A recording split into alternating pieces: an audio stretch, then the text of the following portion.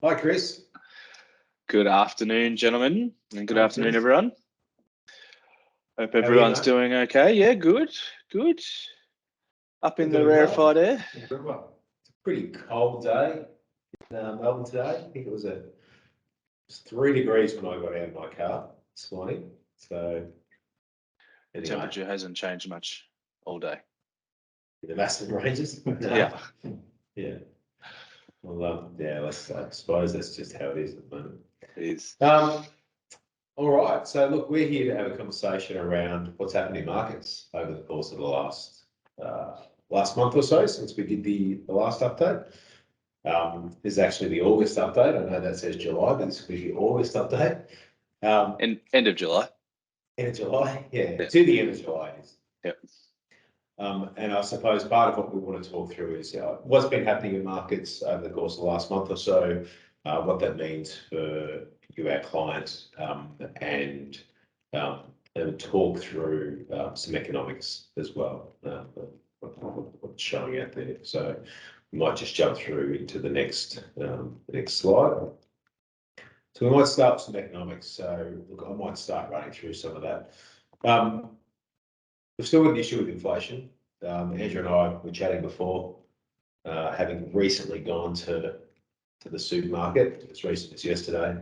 They don't seem to be able to walk out of there for at a minimum $80. No, just the staples. Yeah. I mean, milk's going up, bread's going up. It's really, well, I know I'm noticing it. Yeah.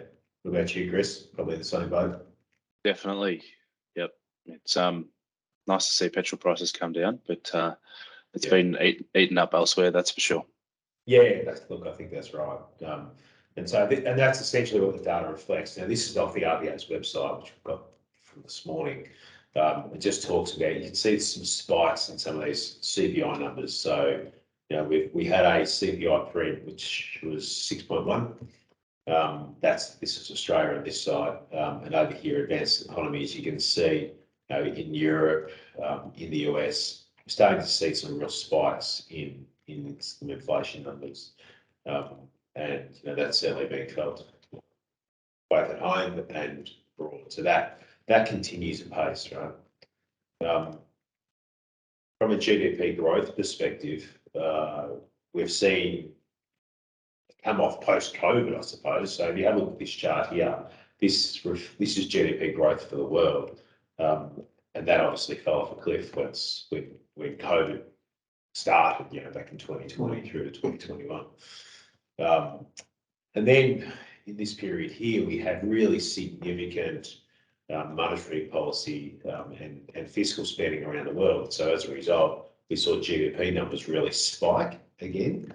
But now, of course, with the advent of inflation, we're seeing GDP around the world really start to drop off from where it was. But in relative terms, I suppose you would essentially say we're back to where we were pre-COVID, just having a look at this chart here. So world growth sitting at around just tick under 5%, 4% I think it is. Yeah, so are there any comments on that you'd like to make, Chris? Or I think that just one of the key things there at the end is, you know, you can obviously see, which everyone has obviously experienced, the size of those shifts over the last 2.5 years. How you know, all these numbers are going back until, you know, what's that, 2000 in the world growth, and further back in the blue chart, that these are quite extraordinary times, and I think it's important to use that as a piece of context, I suppose, when we're talking about, I guess, some of the decisions or non-decisions that we're making. Yeah, that's right. I think the other interesting thing out of this too is that, you know, the recent sort of slowdown and lower GDP rates, but employment is still tracking quite strong. So, yeah, you know, decades of low unemployment levels. So Yeah. it's not, it's interesting what's playing out at the moment. And that's positive in one sense, right? Because it means that people are still employed, there's still money in the kitty. We're not, no one's talking about there being property price crashes because we've got major unemployment. But the other side of the coin is wage price growth. And I haven't got any slides on this, but as we get wage price growth, the potential is that continues to provide inflation into the environment. And so such a tight employment market, and I suppose also such a tight, we're not seeing migrants coming back to the country. Has anyone seen any data on that? I haven't seen the data, but anecdotally, I know we haven't seen much change there. No. So as migrants aren't coming back to the country, wage prices continues to go up. So well, it was reading in the weekend that we're starting to see more unskilled migrants come back. So Yeah. Anyway, so that's a two-pronged effect, isn't it? Yeah. Okay, and so I suppose this just talks to house prices and household debt. So one of the things that we've seen quite significantly, and this chart goes back to 1992 here, right? And this is again off the website of the RBA. We've seen really significant uptick in house prices, which we can all, I guess, likely attest to. Now, of course, these numbers don't include, this is just house prices. This doesn't include, the renovation you've done to your house to then make it worth more. But there's been an uptick in housing prices, which I guess we all see. The other thing that's occurred during that same time period is that there's been an uptick in household debt relative to disposable income.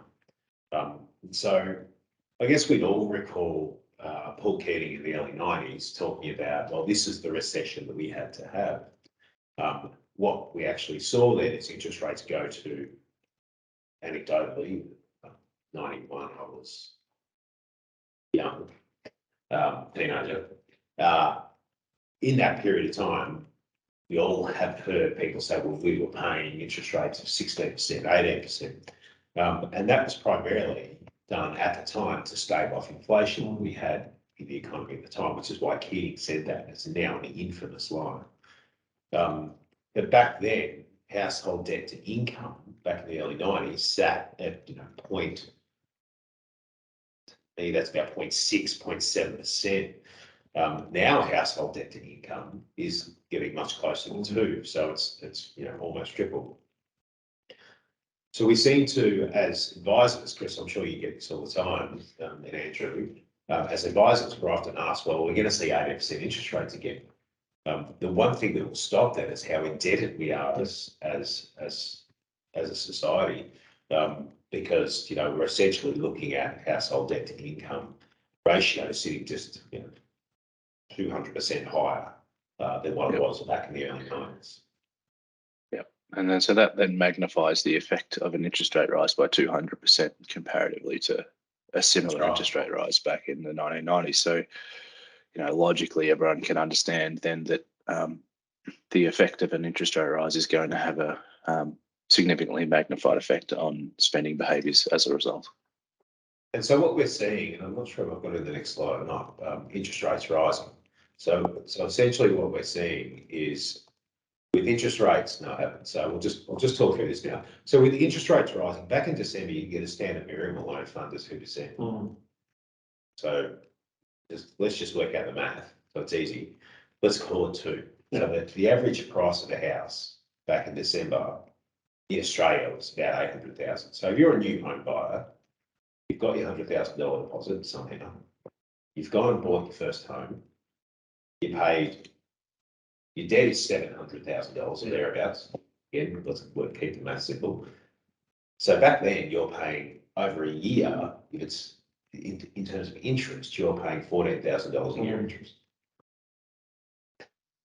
Fast forward now, 6 months later, you're now paying. Let's say the home loan interest rate say about double, say 4.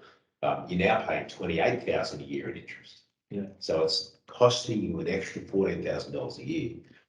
And that, I guess that's an example of how the negative multiplier affects and what that does, right? Because you might have spent the extra $14,000 you've got, you might have spent it on, I don't know, renovations or avocado on toast or. Yeah, more discretionary type items. Yeah. Yeah. And now you haven't got that capacity to do that. So essentially what that does is that brings down inflation. Yeah. So interest rates rising brings down inflation because people aren't spending as much, but it also brings down GDP growth. Where we're expected to land is how much further the market's pricing in another 1.5%, I think, Chris. Correct. Yeah. So if that gets it to 5.5, let's make it 6. That's easy for my math. I can work it out. So it's about 36,000 a year in interest that we start seeing that same home buyer paying when they were paying, what was it, 14? Yeah. Correct. Yeah. It's pretty significant. Yeah, that's the pace of that happened as well. That's happened really quickly. I guess the other interesting thing around that will be some of those people may have locked into fixed rates for 2 or 3 years. So what does it look like for them when they come out of that fixed rate cycle? That's less avocado on toast. Yeah, right? absolutely. Significantly less. So that's the power of monetary policy, isn't it, right there? So we work through that math, and that's the power of monetary policy, which is why we see, and it's not just limited to you, it's limited to, I guess, everyone who's got a mortgage. Yeah. But it's most easily explained in that new home buyer market. So Absolutely. Yep. yeah, so there's people have less money to spend. So as people have less money to spend, they can't spend it. It's taken away from them each month by the bank. It's powerful. So yeah, any more comments on that? No, not really. Well, I just think it's. what you're oh, sorry, saying okay. in relation to that, will we ever see those high double-digit rates? You would have to say, no, it's the economy be able to tolerate sort of any significantly higher interest rates. Yeah, I think that's probably a fair assumption. I think all of the reserve banks are pretty cognizant of the fact that they don't want a scenario like the 90s were, where inflation got embedded in. They're all trying to get ahead of that so that does not happen. So yeah, I know we probably talked about this last month too, in terms of the expectations are in current scenarios is that some of the effects of these interest rate rises that started in March, wasn't it, should start to show up in the data in the next few months. Yeah. So we haven't seen it in the data yet, but you're right. It's because the data hasn't been assessed yet. So I'm sure we'll start seeing that. Consumer expectation data is starting to show it, Chris. We've seen a slight reduction as well. So of course, this is all economic theory, and usually, as we all know, markets, share markets, bond markets, they price in what they expect to see happen in 6 or 12 months within milliseconds. And so, Yep. Yeah, you think that's fair? So, yeah. Well, assuming the market's open. Yep. Yeah. So, and this is around the VIX, and I might talk through this one. Yeah. So the VIX is just a measure of volatility in the market. Actually, what we saw spikes in that June period in here. We were seeing quite a lot of, so equity markets were falling and bond markets were still falling. And interest rates were rising. We saw, I suppose you'd say spikes there. And then really since 30 June or 1st of July, the new financial year, we've seen that really tailor off. And Andrew, you might want to talk through what that's been for equity markets, which we've got here.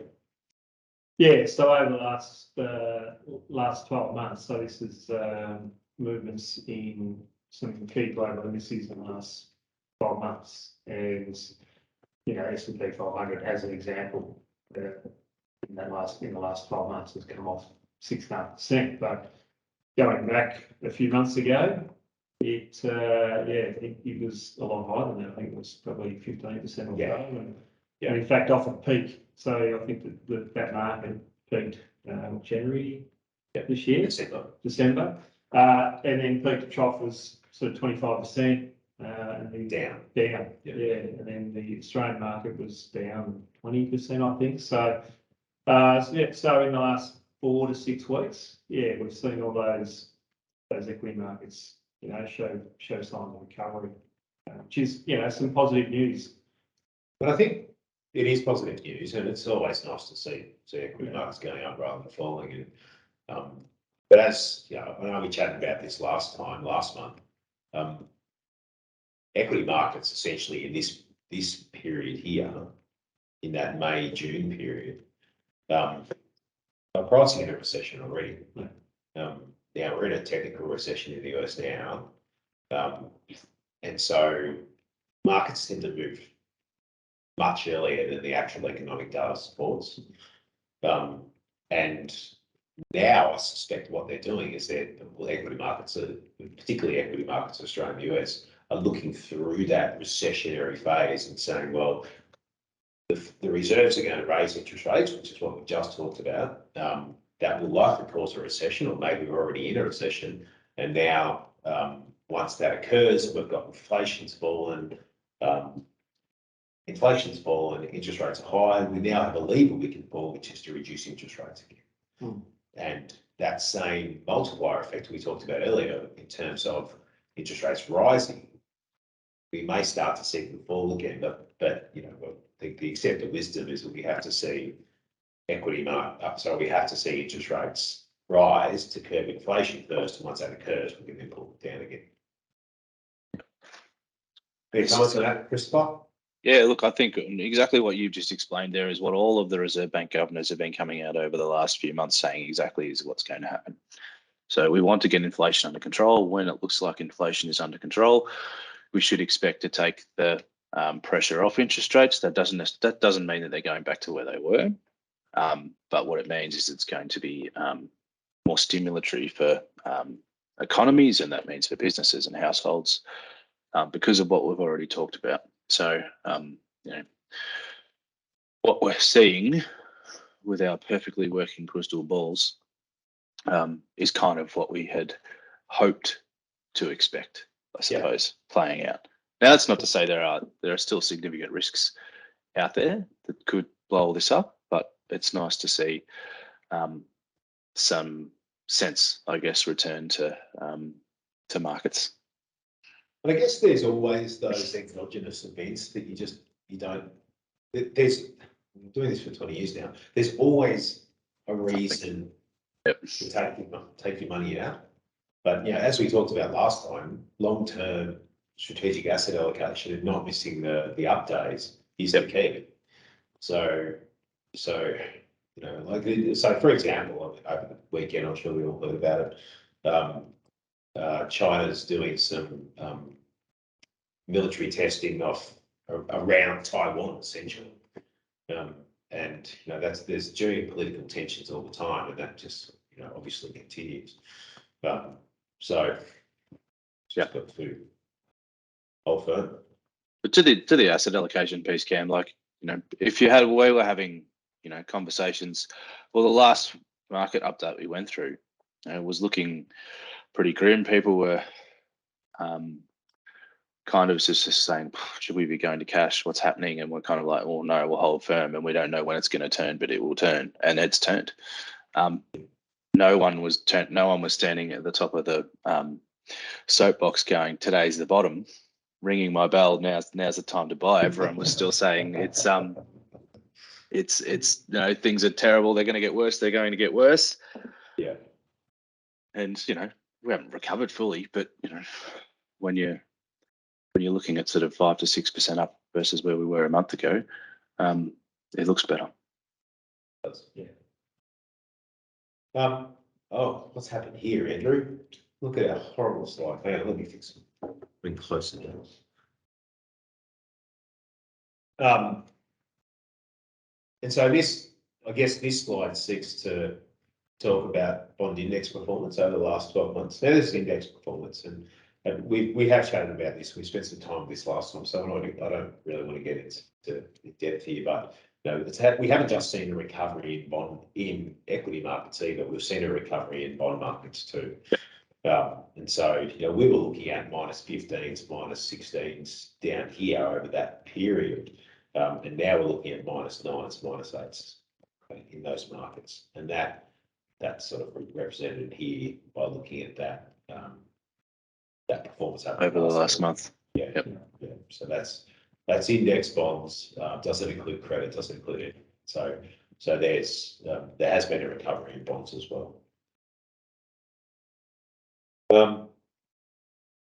Okay, I'll just chat through this as well. So this is forward-looking PEs, probably a bit hard to see, but essentially what we're looking at here in the broad cap indices is the forward price earnings ratios are actually sitting at the lowest part of their bracket. And similarly, they've dropped through their 12-month moving average, which can be an indicator, that we're starting to see the bottom end of that market. Now, that was to the end of June, right? So that's not to the end of July, that's to the end of June. Yep. So typically in these, there's a mean version. So it will fluctuate around that trend line effectively. Yeah, that's right. All right, that's kind of it for this month's update. Is there anything else more broadly that we want to have a chat through? Anything else that you wanted to bring up, Chris, Andrew? No, I don't think so. No, I think it's just in terms of this. Go ahead, Chris.